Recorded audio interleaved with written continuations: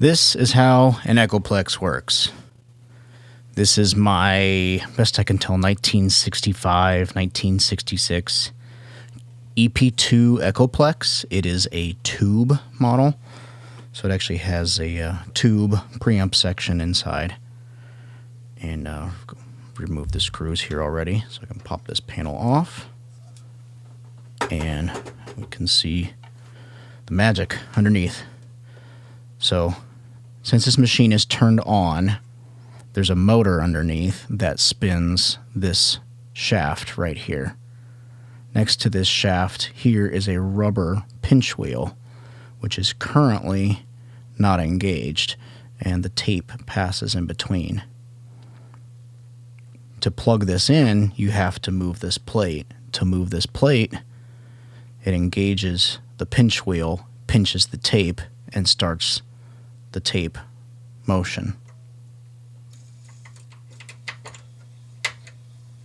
So as you can see, that moved the pinch wheel against the shaft, pinched the tape, and now it's pulling the tape through. There's roughly about 20 feet of tape here, I believe. Runs all the way through there over and over and over again, and then loops out through here. This is a tensioner, as well as a felt wheel that cleans some of the debris, some of the dust, grime off of it. And then it passes this way, so the tape is running this direction. There are 2 heads on this particular model. Some models had 3 heads, but this model has 2 heads. This is a playback head. This is a record head, as well as an erase head. So as this tape is passing through, it's also erasing what's already been recorded onto it now, so you're not hearing echoes that have been played previously. So as we play through this,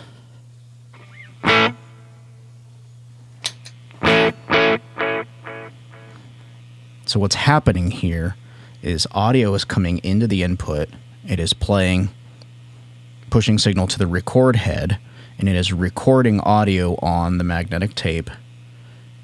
And the echo that you are hearing is simply the distance between here and here. So the farther this distance, the longer it takes to get to the playback head. So to adjust to a shorter echo, you move this head. Longer, you move it to the left, so it's further away.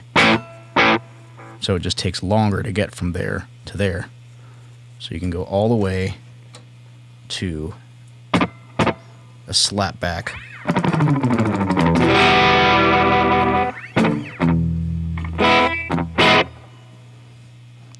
And this is the longest echo that we can get.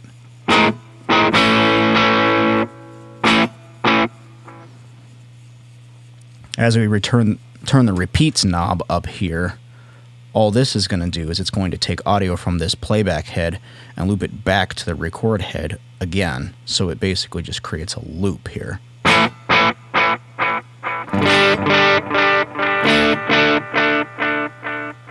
So it's just looping back over and over and over and over again to create multiple echoes. As you turn this up, you get more and more and more echoes.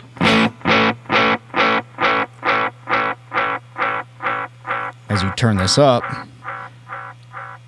it starts to kind of get some characteristics all of its own. It gets its own little sound that you've probably heard in many recordings before. Starts to get an overtone to it, a little bit of a warble, a little bit of noise.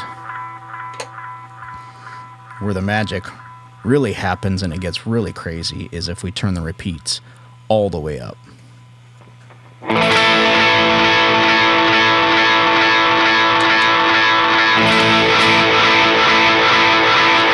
Now it's just going to loop over and over and over and over again.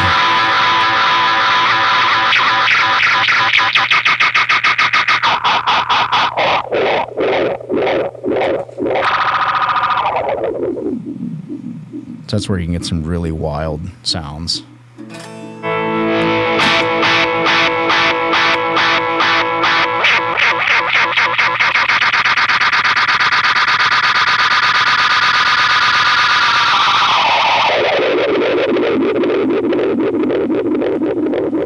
You've heard that sound before, I'm sure. Turn the repeats down, and it eventually will just trail out. There you could hear actually a little bit of a dropout in the echo. As the tape gets older, it'll deteriorate a little bit over time. So these actually need to be replaced eventually.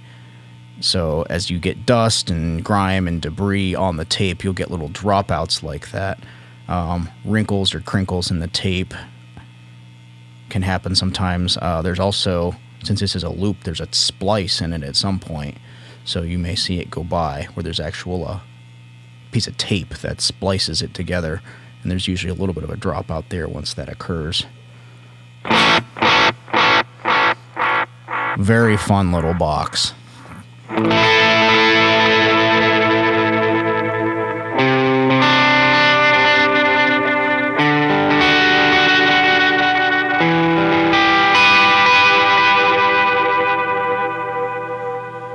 Iconic sound. A few things that you can do with an analog unit that you simply cannot reproduce in a digital world. If we crank these repeats up again. Now I can disengage this pinch wheel by moving this bracket.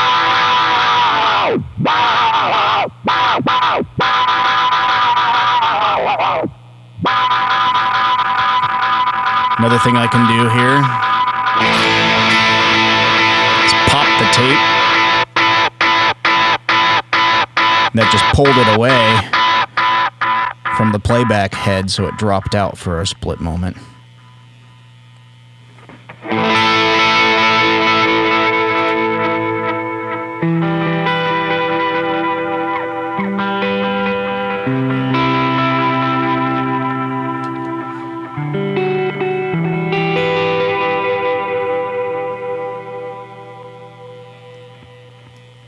Very cool little box.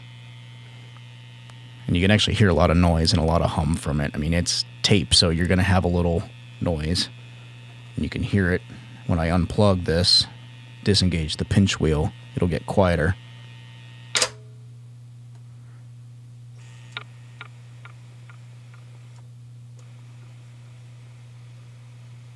That's just noise from the magnetic tape. There she is. Pretty cool.